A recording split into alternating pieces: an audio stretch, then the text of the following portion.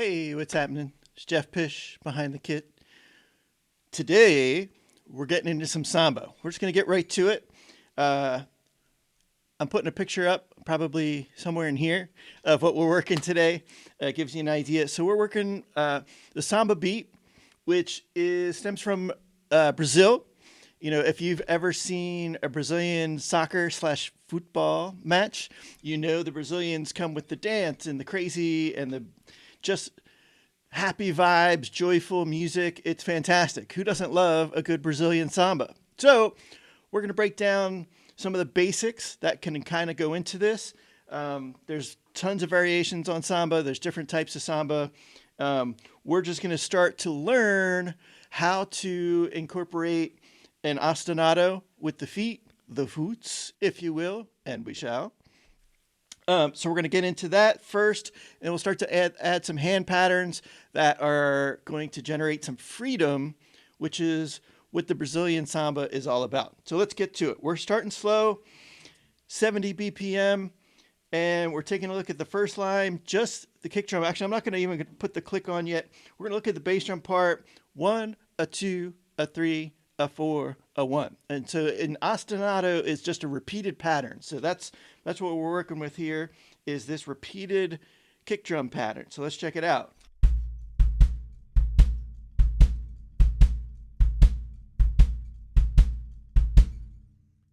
Pretty groovy. So what I like to do is emphasize those downbeats. It gives a little bit of motion. So you got boom, ba boom, ba boom, ba boom, ba boom. It's not, you don't want to over exaggerate it because then you lose and you get into that square feel. You want it vibey. All this Brazilian dance stuff it's a vibe. You know, it's really the only way to describe it. Yeah, you can apply all these technical things into it, but if you don't just understand the feel and the happiness that comes from a samba, then you're not going to get it, just sitting in a technical box. So it's all about finding that vibe once you get into this coordination. So if we look at that second line, it is over here. We have the left foot hi-hat part. So we're just doing quarter notes first. So let's do that. Bass drum, hi-hat, quarter notes, 70 BPM. I'm going to put the click on this time so it keeps me slow while we're working through this. Let's check it out.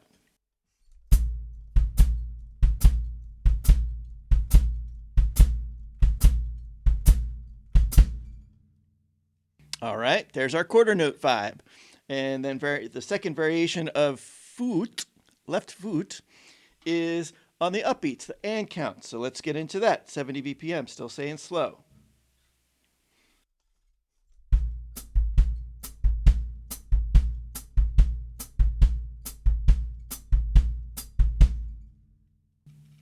That one's kind of my favorite. It's super vibey. Just gives that that front and back feel. You know what I mean? That nice little motion for Brazilian dancing. It's beautiful. Now,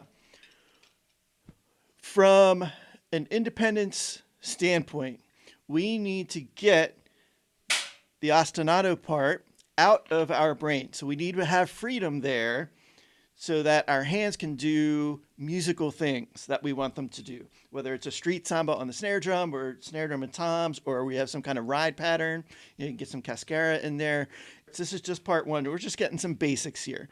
What we want to do ultimately is, in order to create that freedom, is get the ostinato out of our heads. So the more you sit here and play it, the more comfortable it'll get, and the more your muscles will understand how it works. So right now, I can sit here and have a conversation and talk about samba while I'm playing samba feet. And that's where you want to get. I don't have to think about this rhythm. My muscles understand how that works already. So all that really does is it creates freedom for me to be able to play what I hear or what I feel. All right, so it's just a matter of getting, repetitions so that your muscles learn. I always give students my muscles are dumb speech. If you're a visual guy and you can read what's on the page, you know what it's supposed to sound like by reading what those notes look like, and your brain gets that. It's a matter of transferring that brain knowledge into your muscles. The muscles take a while to really figure this stuff out, but once they get it, it's in there. Once you have this, it's going to stay in there and you're going to have this freedom. But to get to that point, it's about just repetition and keep doing it over and over and over.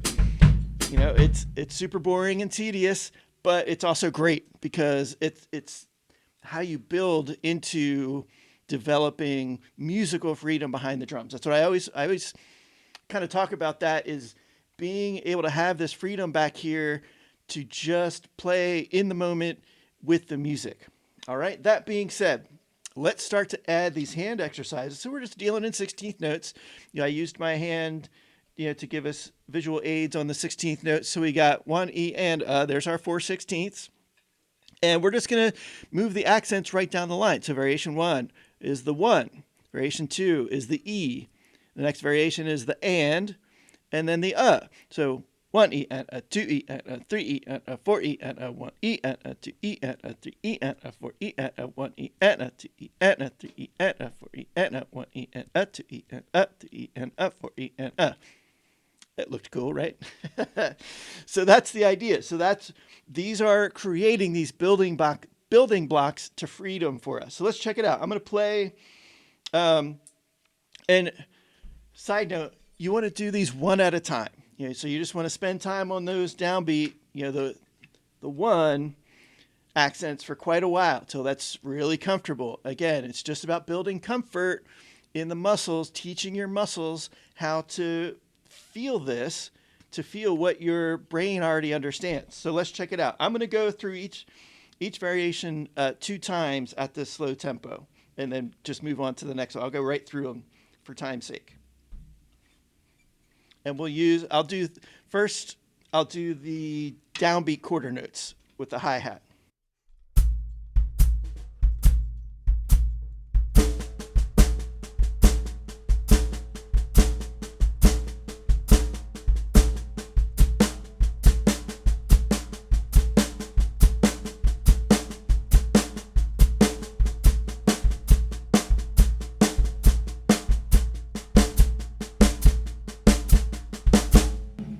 I think I stopped doing 2 times through each one. Sorry. At any rate, that's the idea. So you can hear, I even have a couple time discrepancies in there. It's hard to play slow. It's difficult. It takes more concentration. You have to understand all that space in between those notes. So I need to spend some more time on the slow tempos to really, really dig into the openness of the 16th. That's the idea. Let's go to the upbeats now on the hi-hat. This is actually a little bit easier for me personally, doing the upbeats. So let's check that out. And again, now I understand I need to keep these beats open to stay slow.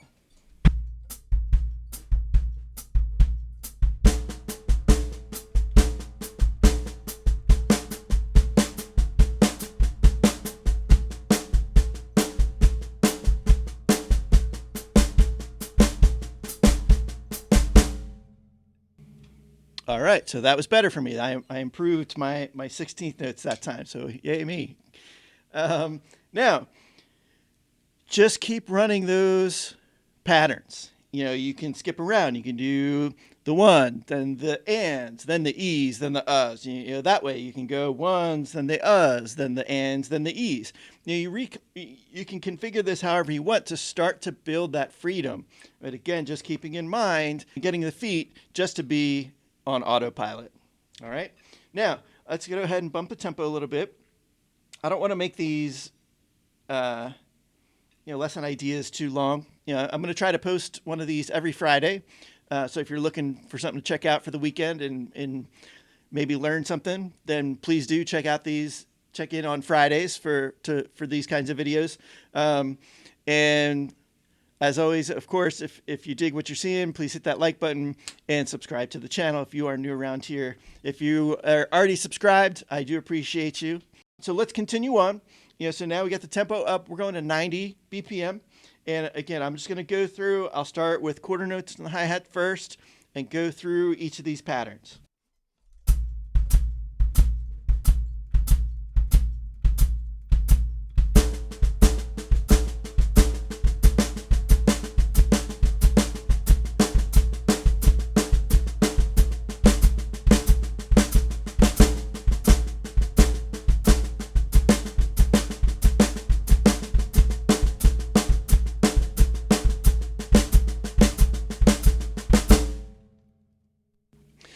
So that's actually an easier tempo for me. So 90 is easier than 70 because now we're getting into that mid-tempo range where it just kind of settles in and feels nice.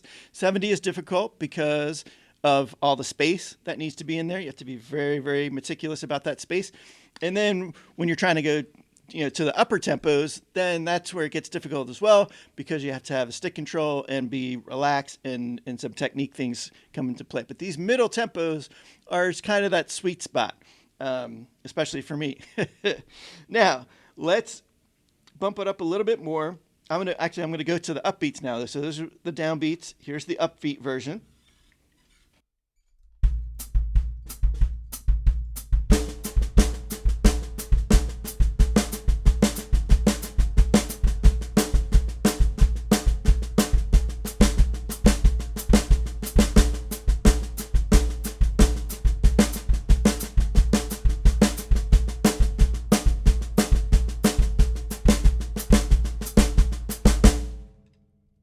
Yeah, that's nice and grooving right there. That's nice and grooving. So then, of course, the idea is we start to pick up tempo. And the other key element to this is freedom and improvisation. That's always kind of my end goal for any kind of exercise or fill or rhythm is to be able to improvise within that construct by using this as our baseline and then extending out away from it. So I'm going to put this up to, let's just go 120. Again, it's comfortable. It's a little up, but it's not crazy. And I'm going to go through the exercise first, and then I'm just going to start to improvise over it. And I'll use the upbeats on the hi-hat because it feels really nice at the moment, and see where it takes us. Let's check it out.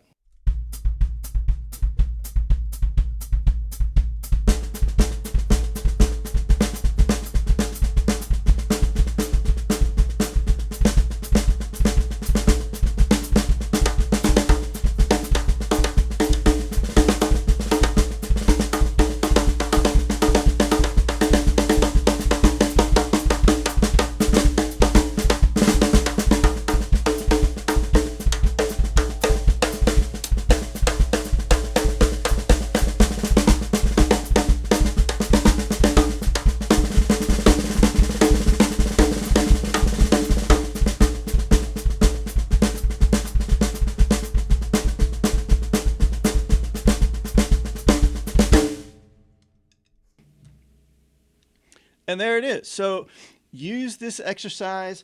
Again, take it one line at a time, nice and slow. Get the feet first. Don't even pick up the sticks. Sit there 20 minutes.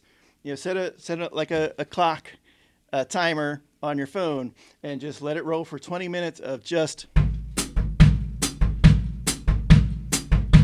and let that feel good, and then move on to start incorporating some of these 16th note patterns in an exercise format to eventually build to improvising throughout. And there it is. There's our basic samba lesson for the day. I hope you dig it. Thumbs up for samba. Who doesn't love samba? And drop me a comment. Let me know if this helps. If you have any questions, I will always respond to any comments or questions. So please do not hesitate to drop me a note. And, if you have anything else that you'd like to learn about or want me to talk about, throw that in the comments as well. I will check it out, and we'll get in there. So thanks again for hanging out, and hit that subscribe button. And I hope you have a fantastic day.